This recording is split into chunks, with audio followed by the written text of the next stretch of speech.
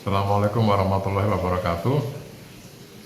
Selamat ketemu lagi dengan saya Bapak Ibu, saya Sumartianto. Pada video kali ini kita akan membahas tentang perencanaan pembelajaran. Nah, sebagai pedomannya kita akan menggunakan instrumen supervisi administrasi perencanaan pembelajaran yang biasanya dibawa oleh pengawas. Jadi mari kita mulai.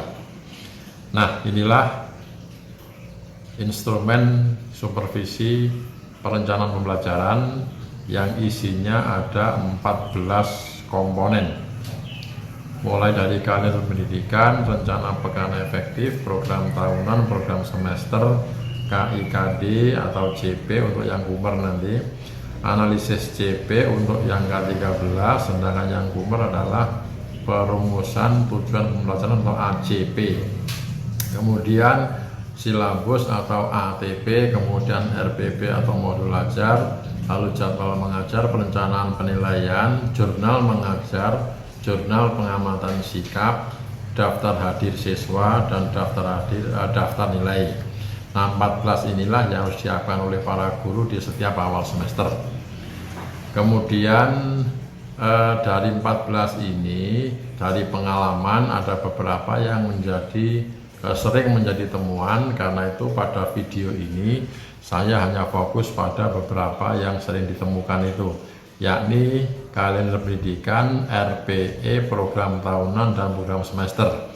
Nah, 4 dokumen ini terkait dengan perhitungan pekan dan perhitungan jam efektif yang akan digunakan oleh guru sebagai acuan mengatur pembelajarannya. Dan 4-4-nya ini nanti harus nyambung, harus sama. Nah, itu yang biasanya ditemui antara RPE dan program tahunan, waktunya tidak sama. Nah, sedangkan berikutnya nanti kita akan membahas RPP atau modul ajar, itu pun di bagian awal saja yang sangat penting. Lalu perencanaan penilaian. Nah, terkait dengan jurnal pengamatan sikap ini nanti untuk yang Kumer itu tidak wajib ada, karena memang di dalam kurikulum Merdeka sikap itu sudah include dalam pembelajaran, sehingga tidak perlu disediakan formatnya secara khusus. Baik, kita akan mulai dari kalender pendidikan. Nah, inilah kalender pendidikan salah satu sekolah, tapi semua sekolah pasti sama. Pada tahap ini kita akan menghitung jumlah pekan atau jumlah minggu yang ada di dalam satu semester. Karena kita semester genap dimulai di bulan Januari, berarti kita akan menghitungnya mulai Januari, Februari, Maret, April, Mei hingga Juni, karena Juli juga sudah libur. Nah, kita hitung saja jumlah pekannya. Di Januari ada 4 pekan, di Februari ada 4 pekan. Nah, cara menghitungnya kita hitung saja batasan LU. LU itu libur umum di hari Minggu itu. Nah, seperti Januari kan 1, 2, 3, 4, ada 4 LU. Nah, tersisa 3 hari. 3 hari ini mau dimasukkan di pekan di bulan Januari boleh, karena 3 harinya di bulan Februari. Boleh juga dimasukkan di bulan Februarinya. Nah, dalam perhitungan ini saya memasukkan 3 hari di dalam minggu ke Februarinya, sehingga Januarinya ada 4, Februarinya ada 4, 1, 2, 3, 4. Ini juga sisa 3 hari kita masukkan di bulan Maret, sehingga bulan Maretnya ada 5, kemudian Aprilnya ada 4, lalu Mei 4, dan Juni ada 4, sehingga total semua 26. Jadi di semester genap ini kita memiliki 26 pekan atau 26 minggu. Nah, dari 26 pekan inilah kemudian nanti kita akan rinci, kita akan cari berapa yang efektif, berapa yang tidak efektif. Formatnya adalah RPE atau rencana atau rincian pekan efektif. Ini. Nah, kita langsung mengambil contoh saja di mapel ini mapel ini rincian pekan efektif mapel pendidikan Pancasila kelas 7 semester genap. Perhitungan pekan efektif sekolah. Jadi dimulai dengan jumlah pekan dalam satu semester. Tadi kan kita sudah tahu jumlah pekannya tadi semua ada 26. Dari 26 pekan ini kita lihat berapa yang tidak efektif. Tidak efektif itu artinya pekan di mana anak-anak tidak ke sekolah. Jadi di bulan Maret ada libur permulaan bulan puasa. Libur permulaan puasa, April libur hari raya, Juni libur semester 2, kemudian April itu ada ujian satuan pendidikan kelas 9, itu biasanya terganggu. Sehingga gangguannya ada 1, 2, 1, 3, 4, 5, ada 5 pekan terganggu. Dari 26 yang kita punya, karena 5 terganggu, jadi dikurangi, 26 dikurangi 5, maka jumlahnya adalah 21. 21 pekan inilah yang kita akan kelola untuk pembelajaran dan untuk penilaian serta yang lain-lain. Nah, biasanya yang akan dipakai untuk tidak pembelajaran adalah ini, penilaian akhir tahun atau akhir semester. Lalu penulisan dan pembagian raport ini biasanya seminggu setelah penilaian akhir tahun. Lalu ini ada kebetulan ada ini proyek penguatan Pancasilanya. Ada 3 karena ini kebetulan proyeknya dilaksanakan di minggu-minggu di bulan ini, di semester 2. Kemudian hari efektif fakultatifnya ada 1, sehingga jumlahnya 21 tadi, dan dipakai untuk pembelajaran saja hanya 14 pekan. Inilah yang dipakai untuk pembelajaran, kemudian dikalikan dengan jumlah jam yang dipunyai oleh masing-masing mapel. Untuk PP, untuk pendidikan Pancasila itu kan 3, sehingga yang 14 kali 3 ada 42. 42 inilah yang digunakan untuk pembelajaran plus penilaian sumatif dan formatif.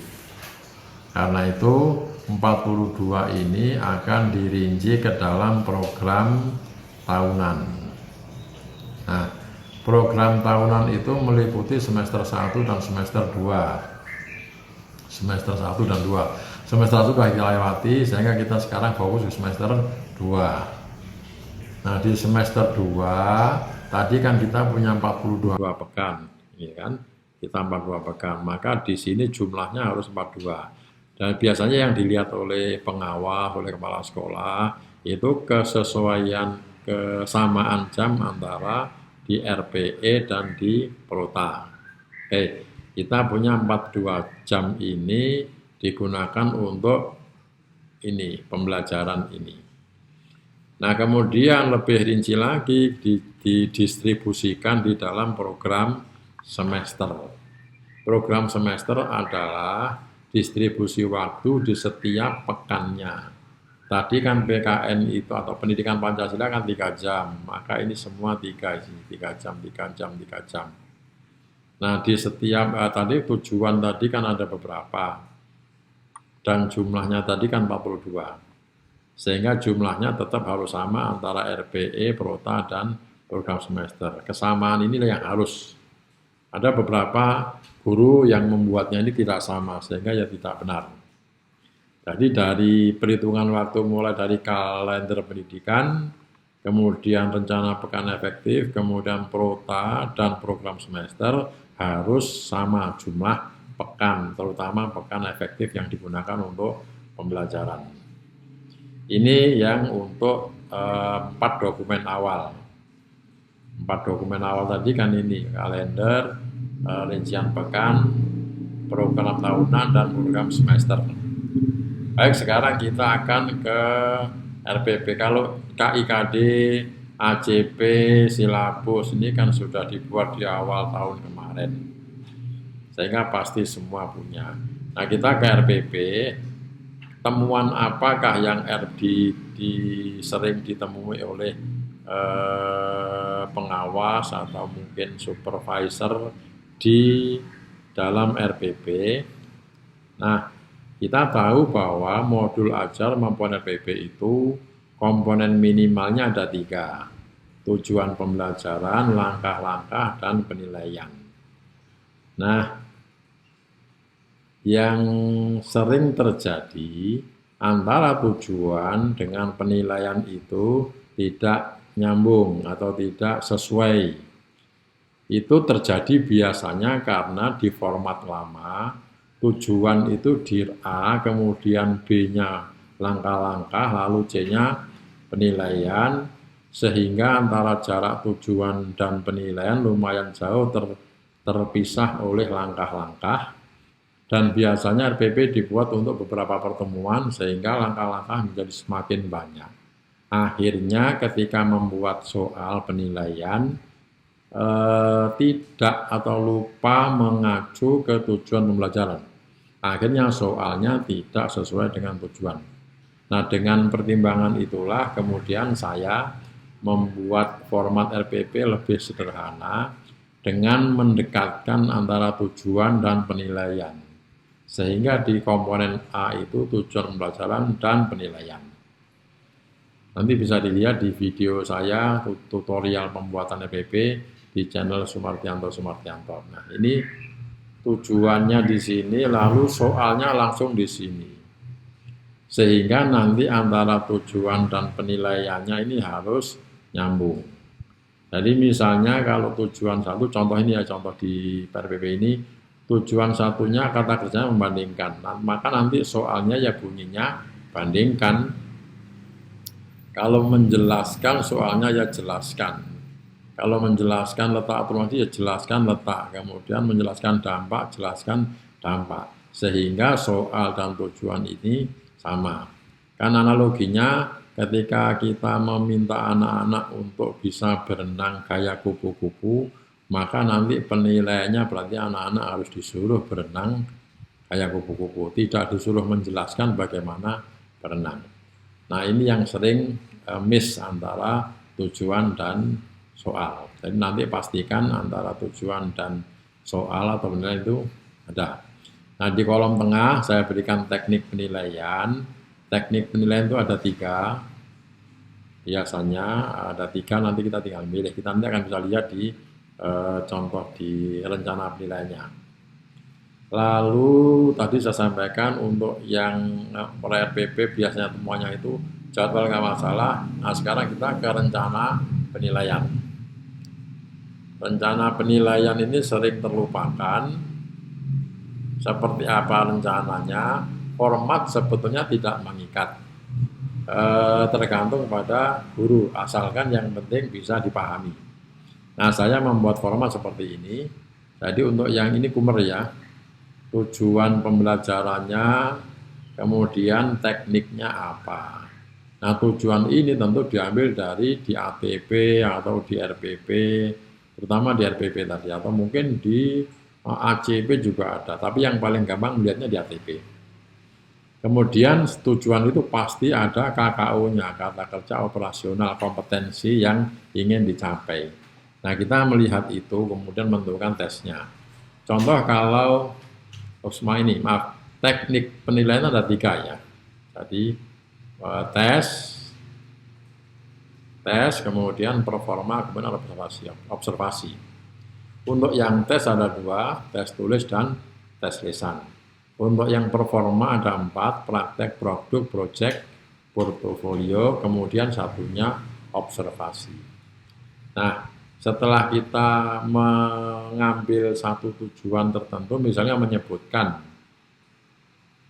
seperti apa tesnya, menyebutkan itu tentu ya tes tulis. Tes lisan boleh. Jadi tes ini boleh tes lisan, boleh tes tulis. Karena lisan atau tulis boleh, saya pilih yang ini. Lisan atau tulis biar kelihatan. Oke. Lalu menjelaskan seperti apa? Boleh lisan, boleh tes, performa atau observasi. Biasanya kalau menjelaskan ya tes. Nah, menjelaskan, siswa boleh menjelaskan pakai lisan atau pakai tulis. Melakukan passing bawah, ini biasanya olahraga ya. Kalau melakukan passing tentu tidak tes, tapi performa. Performa yang mana? Kita pilih yang praktik. Lalu misalnya prakarya ini membuat kue, berarti ya jelas bukan tes, tapi performa. Performa yang apa? Berarti yang produk. Kemudian menggunakan mikroskop dengan benar. Kalau anak disuruh menggunakan mikroskop, berarti tesnya adalah yang paling cocok pakai observasi. Nah, dengan begini kita sudah punya rencana untuk selama 1 semester setiap tujuannya ini. Ini untuk di rencana penilaian. Nah, kemudian di jurnal harus diisi karena setiap hari itu jurnal sikap tidak wajib bagi yang bumer, yang lain-lain nanti tinggal silakan dilengkapi. Jadi kembali ke ini 14 poin, yang paling perlu perhatian adalah terutama nomor 2, nomor 3, nomor 4 harus nyambung waktunya, kemudian di nomor 8 antara tujuan dan penilaian harus nyambung. Lalu di rencana penilaian ini yang sering dilupakan untuk disiapkan para guru. Saya kira itu, terima kasih. Mudah-mudahan penjelasan sedikit ini bisa membantu para guru untuk menyiapkan perangkat di awal semester sebaik-baiknya. Sampai ketemu lagi. Assalamualaikum warahmatullahi wabarakatuh.